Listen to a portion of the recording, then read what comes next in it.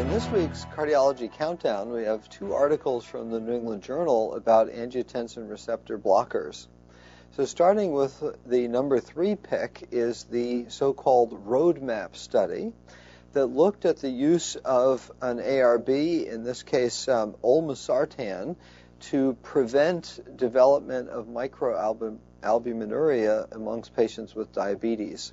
Now that's been a very potent risk factor and something that can be potentially avoided with use of ARBs. And so this was studied in a randomized double-blind trial of 4,447 patients with diabetes and normal microalbuminuria for a mean of about 3 years of follow-up. And use of olmesartan did delay the development of microalbuminuria by about 5 months, and that was a 23% reduction in time to developing microalbuminuria that was statistically significant.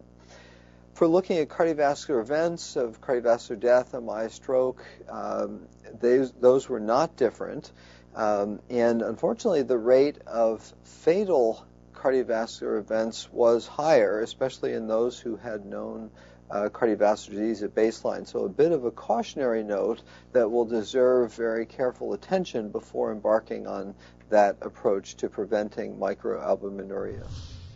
At the number 2 spot is the active eye trial that used the angiotensin receptor blocker irbesartan in patients with atrial fibrillation.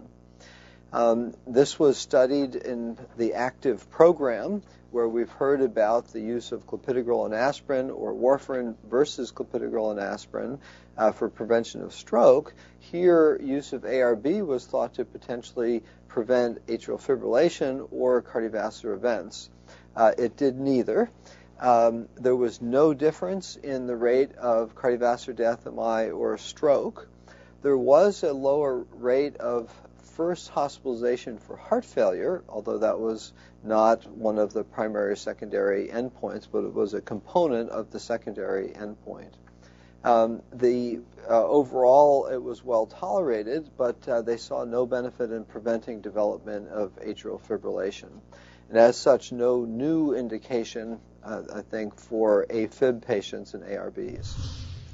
And the number 1 pick is from JACC this week that touches on a hot-button topic. It doesn't answer everything, but looks at whether there should be mandatory ECG screening of athletes with the goal of preventing sudden cardiac death. In Israel, this study comes from, there was a regulation and a law put in place for mandatory screening in 1997. And so the authors studied before and after whether there was an apparent difference in the rate of sudden cardiac death. Interestingly, the screening involves a physical ECG annually and stress testing every 4 years for competitive athletes.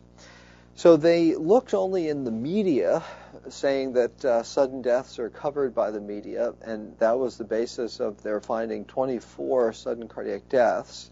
And when they normalized that to the number of athletes, they found no apparent difference in the rate of sudden cardiovascular death before or after this law.